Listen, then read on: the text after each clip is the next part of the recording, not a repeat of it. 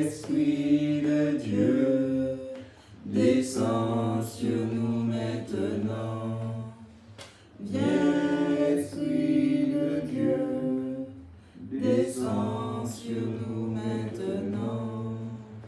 Viens, Esprit de lumière, remplis notre vie. Viens, Esprit de lumière, remplis notre vie. Remplis-nous de toi. Remplis-nous de toi. Mets ta vie en nous. Oui, viens, Esprit de Dieu, remplis-nous de toi en ce jour. Oui, viens nous onctionner ce soir, Seigneur Jésus. Je t'en supplie, par l'onction de ton esprit, je sais que tu parleras dans nos bouches, Seigneur Jésus. Oui, bénis tous ceux et celles qui sont à l'écoute en ce moment de ce partage, de cet enseignement, afin que nous puissions être riches par ta parole qui nous enrichit, ta parole qui nous donne vie, ta parole qui est une conduite pour nos vies. Merci, Seigneur Jésus. Merci d'être venu pour nous sauver. Merci d'être venu pour nous faire connaître le Père, Seigneur Jésus. Merci de venir pour nous enseigner la parole.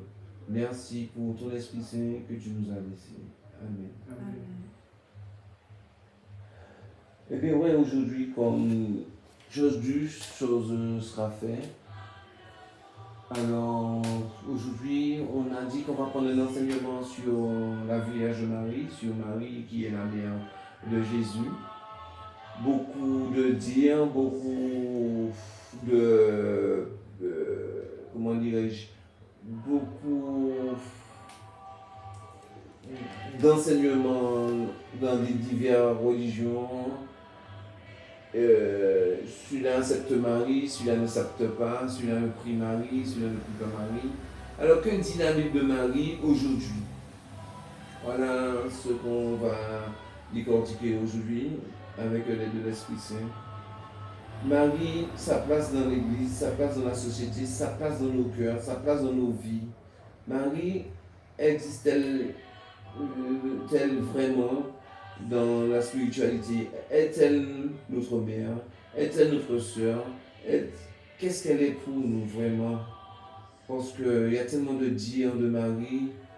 Malheureusement, je crois que quand chaque personne lit la Bible, chaque personne comprend la Bible, mais je crois que chaque personne ouvre une religion. Mais aujourd'hui, on n'est pas sur religion aujourd'hui. Je suis catholique, on est tous ici là, catholiques. On est là juste pour... On ne défend pas la religion. Dieu ne nous reconnaît pas par la religion, il ne nous reconnaît par l'amour de notre cœur et tout ce que nous faisons de bien pour son Père. Alors que nous faisons tous la volonté de Dieu, c'est ça le plus important. Voilà la plus bonne volonté de Dieu, que nous soyons tous sauvés. Alors, pour revenir sur Marie, aujourd'hui, on va savoir vraiment l'existence de Marie dans la Bible et maintenant, si elle est là présente parmi nous. D'accord? Bon, on va commencer par quel verset? L'Annonciation. L'Annonciation. On commence par le tout début. L'Annonciation, la toute première fois que Marie apparaît dans la Bible, l'Annonciation. Qui va lire? C'est le frère ou la sœur qui va lire? L'Annonciation.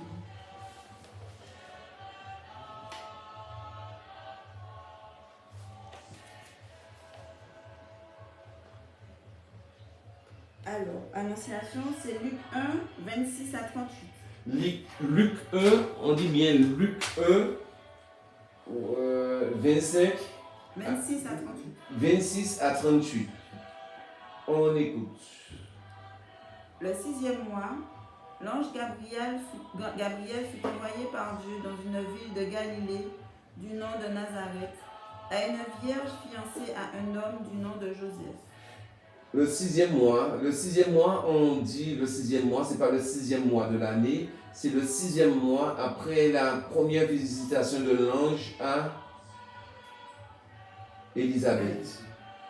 Alors, 6 mois après que l'ange eut visité Élisabeth et que Zacharie reçut la visite aussi, parce qu'il était muet, Il a été rendu muet par l'ange. il a été rendu muet par l'ange. Ok? Alors maintenant, 6 mois après, l'ange vient vers Marie. Et le nom de la Vierge était Marie. Il entra et lui dit, réjouis-toi, comblée de grâce, le Seigneur est avec toi. À cette parole, elle fut toute troublée et elle se demandait ce que signifiait cette salutation. Et l'ange lui dit, sois sans crainte, Marie, car tu as trouvé grâce auprès de Dieu. Voici une des jeunes filles de Jérusalem qui attendait, beaucoup de jeunes filles de Jérusalem attendaient ce moment. Alors c'est Marie qui a trouvé cette grâce. La visite de l'ange, la visite de Dieu le Père aussi, où qu'il y a l'ange, Dieu est présent. C'est comme pour Moïse, dans les buissons, l'ange apparut à Moïse et c'est Dieu qui parlait à Moïse. Alors c'est pareil, là où un ange parle, Dieu parle. Voici que tu concevras dans ton sein et enfanteras un fils, et tu l'appelleras du nom de Jésus. Oui, pourquoi? Voici que tu concevras dans ton sein et enfanteras un fils, et tu l'appelleras du nom de Jésus. Sans connaître un homme, elle aura un enfant dans son sein. Il sera grand et sera appelé fils du Très-Haut. Il sera grand, pas grand en grandeur, mais grand en puissance. Vas-y. Le Seigneur Dieu lui donnera le trône de David, son père. Il régnera sur la maison de Jacob pour les siècles, et son règne n'aura pas de fin. Oui, Jésus, il était annoncé que Jésus serait un rejeton de David. Dans la maison de David, qui veut dire que dans la descendance de David, il va naître un rejeton. Et c'est lui il était appelé à être le Messie, ce rejeton, et le voilà qu'on parle de lui là, c'est bien lui.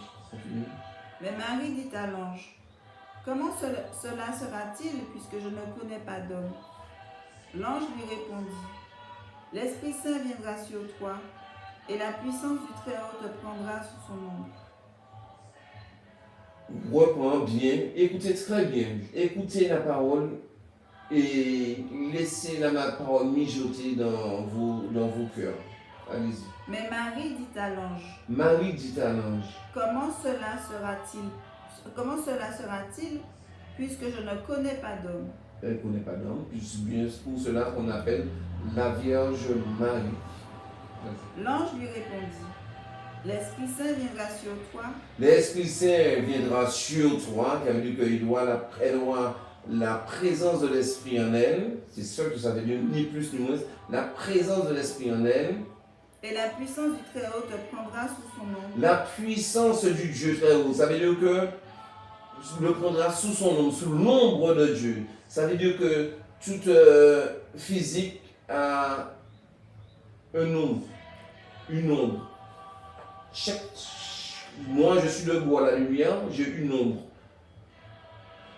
Dieu, il a une ombre, comme il est invisible, alors l'ombre est invisible. L'ombre de l'invisible et l'ombre invisible va recouvrir Marie. Voilà une façon, une conception pour avoir un enfant de Dieu. Comment avoir un enfant de Dieu? Comment ce rapport va se faire? Il n'y a pas un rapport comme le physique, comme l'humain, comme nous faisons pour avoir des enfants, mais c'est vraiment spécial. Il faut de la puissance du Très-Haut qui recouvrira Marie de son ombre et que l'Esprit Saint en plus qui va agir. Avec ces deux-là, Marie concevra un enfant. C'est pourquoi l'être saint qui naîtra sera appelé fils de Dieu. C'est pourquoi l'être saint qui naîtra appellera fils de Dieu. Marie porte l'enfant de Dieu, l'enfant du Père, l'enfant de l'époux, son époux spirituel. Voilà, parce que Dieu fait les choses bien. Pour avoir un enfant, il faut être époux et épouse. Alors voilà ce qui s'est passé avec l'ombre du Très-Haut sur Marie et la puissance de l'Esprit qui a eu une relation de mariage avant. Marie dit oui et elle devient épouse de Dieu, puisqu'elle est la mère du Fils de Dieu. On le dit, c'est pas moi qui l'ai dit. Vous pouvez reprendre la phrase où on le dit. C'est pourquoi l'être saint qui naîtra sera appelé Fils de Dieu. L'être saint qui naîtra sera appelé Fils de Dieu. Qui veut dire il sera non seulement, pas seulement appelé Fils de Dieu, mais il sera aussi le Fils de Dieu, vraiment. Ok? Parce qu'il est reconnu comme Fils de Dieu et comme Fils de l'homme. Le Fils de l'homme et le Fils de Dieu. Qui fait cet être saint, il est 100% humain, 100% homme, il veut dire humain, 100% homme et 100% Dieu. Continue. Il n'est ni mi-homme ni mi-Dieu. Ce n'est pas la mythologie, il est 100% homme, 100% Dieu. Et voici qu'Élisabeth, sa parente, vient elle aussi de concevoir un fils dans sa vieillesse. Et elle en est à son 6e mois, elle qu'on appelait la stérile. Voilà le 6e qu'on parlait du mois du début du chapitre qu'on a pris. Le 6e, 6 mois après et 6 mois avant, c'est bien la conception de Jean dans le ventre d'Élisabeth. Et voilà, on annonce que Élisabeth est enceinte de 6 mois. Qui veut dire que Jean a une différence d'âge de 6 mois de plus que Jésus. Jean est plus âgé que Jésus de 6 mois. On comprend cela?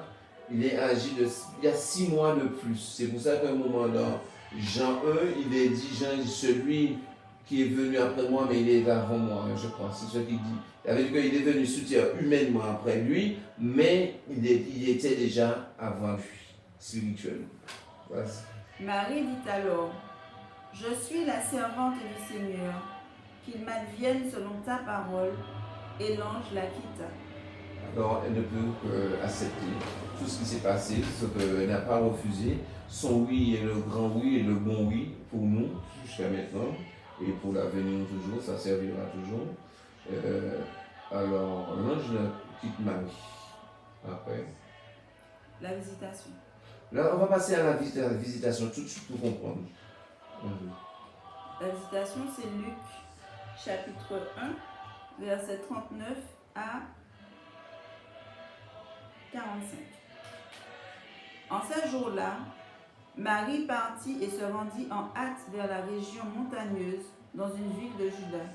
Marie est partie dans une région montagneuse, elle est partie toute seule. Donc, vous avez bien entendu, Marie est partie. On n'a pas dit que Joseph est parti avec, personne n'est parti avec elle. Elle est partie toute seule et elle n'était pas toute seule. Vous allez voir qu'elle n'était pas toute seule. Comment elle était accompagnée de qui, avec qui qu'elle était. Alors, pour vous dire que Marie, elle est très prudente de partir quand même dans une région montagneuse. Elle est partie, c'est parce qu'elle avait de l'assurance. On continue. Elle entra chez Zacharie et salua Élisabeth. Elle rentre et salue Élisabeth. Écoutez encore. Et il advint, dès qu'Élisabeth eut entendu la salutation de Marie, que l'enfant tressaillit dans son sein, et Élisabeth fut remplie d'Esprit Saint. On va commencer pour l'enfant. On reprend. Et il advint, dès qu'Élisabeth eut entendu la salutation de Marie, Marie qui salue sa parente, pas cousine, il y a des gens qui disent c'est cousine, parente et cousine, c'est pas obligé que ce soit cousine. Parente peut dire par alliance aussi, hein? Je vous le dis. Parce que c'est pas marqué cousine. Alors, pour nous, c'est pas marqué cousine. Non, c'est marqué sa parente. Sa parente. Alors, chez nous, on sait bien apparenter, en créole, on va dire, ah, monsieur là est apparenté. Apparenté veut dire que c'est par le bien du mariage, le bien du mariage. Ok? Alors, c'est pas écrit. On dit pas écrit cousine, c'est écrit parente. Alors, elle arrive, elle salue Élisabeth, et voilà que l'enfant tressailla dans son ventre. L'enfant, qu'est-ce qu'il veut? C'est pas Marie qui fait tressailler. Marie, ça prouve que Marie n'est pas venue toute seule. Elle n'était pas toute seule en chemin et elle n'est pas entrée toute seule chez Élisabeth. Tressaillir, ça veut dire que c'est la manifestation. Être tressaillir, c'est la manifestation. Être tressaillir veut dire que l'Esprit Saint manifeste tout de suite en entrant. Marie entre avec l'Esprit Saint, Marie salue et l'Esprit Saint manifeste dans son ventre. Il agit dans le ventre d'Élisabeth. L'enfant tressailla et ensuite et Élisabeth fut remplie d'Esprit Saint. Élisabeth fut remplie de l'Esprit Saint. Continue, ma soeur. Alors elle poussa un grand cri et dit: Bénie es-tu entre les femmes et béni le fruit de ton sein. Elle reçoit l'Esprit Saint, le ton de sa voix change. Alors quand tu lis les textes, montre-nous vraiment qu'elle a reçu l'Esprit Saint. Bénie es-tu entre les femmes et béni le fruit de ton sein. Voilà comment elle parle. Nous lisons tous sous la même tonalité, nous lisons avec notre propre voix, mais il faut se mettre dans cette scène, il faut se mettre dans la lecture, entrer dans le texte pour voir la condition de chaque personne, prendre la place de chaque personne dans le texte. Alors, si je lis tout doucement, on ne va pas comprendre elle avait la puissance de l'Esprit. Si on lit tout doucement, non, elle a la puissance de l'Esprit Saint. Elle parle avec une autorité, une détonation. Ça veut dire qu'elle a une amplification, elle est amplifiée d'un esprit pour donner ce qu'elle a à dire. Alors, lorsqu'elle dit cela, et comment m'est-il donné que vienne à moi la mère de mon Seigneur? Écoutez, combien de temps qu'elle a vu Marie? On ne sait pas. Pensez-vous si Élisabeth était tout simplement elle-même, aurait-elle su que Marie était enceinte? Marie était enceinte de quelques jours et elle de quelques mois. Son ventre n'était pas encore sorti, assez gros pour voir. Ça veut dire que l'Esprit Saint, c'est l'Esprit révélateur. L'Esprit Saint lui révèle que sa parente est enceinte, sa parente Marie est enceinte. Elle ne dit pas ça d'elle. Lorsqu'on a l'Esprit Saint, c'est l'Esprit qui parle, c'est l'Esprit qui ouvre nos bouches pour parler. On ouvre la bouche et l'Esprit nous fait parler. Ou l'Esprit parle comme vous voulez. Alors, c'est pour vous faire comprendre. Jusqu'à maintenant, l'Esprit Saint continue à faire si on s'abandonne. Savons-nous, nous qui l'écoutons, nous qui vivons notre vie de tous les jours, savons-nous nous abandonner vraiment?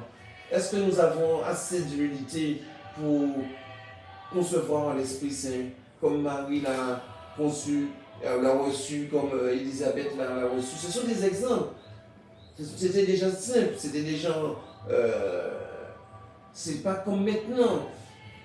Maintenant, je ne vais pas dire qu'il n'y a pas de croyants, mais il y a beaucoup moins quand même dans le temps. Quand je regarde il y a 20 ans, le nombre d'enfants qui est au catéchisme, et maintenant, et pourtant la population est plus grande. Il y a plus de personnes qui font plus d'enfants, mais les catéchumènes réduits, vraiment réduits. Les prêtres peuvent vous le dire, ils savent très bien de ce que j'en parle. Il n'y a pas beaucoup d'enfants qui font catéchisme. Il n'y a pas beaucoup, même je vous dirais même, il n'y a pas beaucoup qui sont baptisés. Alors, continue ma soeur. Car vois-tu, dès l'instant où ta salutation a frappé mes oreilles, l'enfant a tressailli d'allégresse en mon sein. Elle dit, dès que ta salutation a frappé mes oreilles, l'enfant a tressailli. Marie qui vient avec toute la puissance de l'Esprit Saint, puis l'Esprit Saint agit. Je ne dirais pas l'Esprit Saint l'époux de Marie, je dirais c'est Dieu lui-même l'époux de Marie. Puisque c'est Dieu le Père, ce n'est pas l'Esprit Saint qui est le Père de Jésus, c'est Dieu lui-même. L'Esprit Saint était là juste pour la, comment dirais-je? Pour agir. Et l'Esprit Saint est là, c'est une force agissante. Il était là juste pour agir. Et là, il accompagne Marie, et là, il remplit l'enfant de l'Esprit Saint, et aussi Élisabeth est remplie de l'Esprit Saint. Il fallait que Marie vienne à l'Élisabeth. Elle sait écouter. C'est pour ça que lorsqu'on est dans l'unité, on reçoit l'Esprit Saint, on va faire des choses que ce ne serait même pas nous qui allons faire les choses. Marie est partie avec confiance, toute seule. C'est parce qu'elle s'est sentie guidée pour aller voir Élisabeth et afin que l'enfant reçoit la bénédiction de Dieu, la bénédiction de l'Esprit Saint pour recevoir son départ en mission. Marie est venue donner l'onction de prophète à Jean-Baptiste. C'est Dieu qui donne l'onction, mais il fallait que Marie vienne pour que Jean-Baptiste reçoit, l'embryon reçoit l'onction de Dieu. Continue. Oui, bienheureuse celle qui a cru à l'accomplissement de ce qui lui a été dit de la part du Seigneur. Amen. Continue. C'est tout. C'est tout. Alors, là, aujourd'hui, on fait comprendre que vraiment que Marie est devenue l'épouse de Dieu. Dieu ne fait rien. Dieu, c'est pas un Dieu magouilleur. Dieu, c'est pas un Dieu fornicateur. Il y a un lien spirituel entre Dieu lui-même et Marie. Marie n'est pas, même si vous pensez ce que les autres pensent, elle a été choisie. Oui, humainement, c'est n'importe qui a été choisi, mais Marie n'était plus n'importe qui après. Je vais vous le dire comme ça, pour essayer de, pour ceux et celles qui disent Marie est une femme comme toutes les femmes. Pour vous arranger les choses, hein, mais je ne vais pas démodifier la parole de Dieu, pour vous faire comprendre, si vous croyez que Marie était n'importe qui, et n'était n'importe quelle femme, mais elle était une femme comme toutes les femmes, mais d'après la lecture là, vous devriez comprendre, on devrait comprendre tout de suite que Marie n'est plus ce qu'on croyait. N'est plus. Marie, c'est quelqu'un de très important. Elle a une place au-dessus de tout humain dans la société. Elle est au-dessus de tous les humains. Elle a une grande place dans le monde. Ok? Après, il y a le cantique de Marie. Il y a le cantique de Marie. Marie qui vient, c'est une façon de prier. Elle fait son, je dirais pas un psaume, c'est un cantique. Elle fait son cantique. Ça veut dire Marie nous emmène à glorifier Dieu. Regardez comment elle glorifie Dieu dans ses cantiques. Alors qui commence, on ne va pas lire pour ne pas prendre du temps. Donne les versets de cantique afin que nos frères et sœurs qui nous écoutent puissent le lire après. C'est toujours Luc 1, du verset 46 au verset 55. Luc 1, cantique de Marie. Luc 1, verset 46 à 55. Mais dans ce cantique, il y a quelque chose que je retiens, un verset que je retiens dans ce cantique-là. Écoutez ce qu'elle dit dans ce cantique. Au verset 48, elle dit, oui, désormais toutes les générations me diront bienheureuse. Marie qui est remplie de l'Esprit, c'est Marie était tout le temps remplie de l'Esprit. Dès que l'Esprit a touché Marie, elle est épouse de Dieu, Dieu lui donne son garde-corps qui est l'Esprit Saint. Dieu lui donne officiellement un garde-corps l'Esprit Saint. Parce que Dieu occupe de son épouse.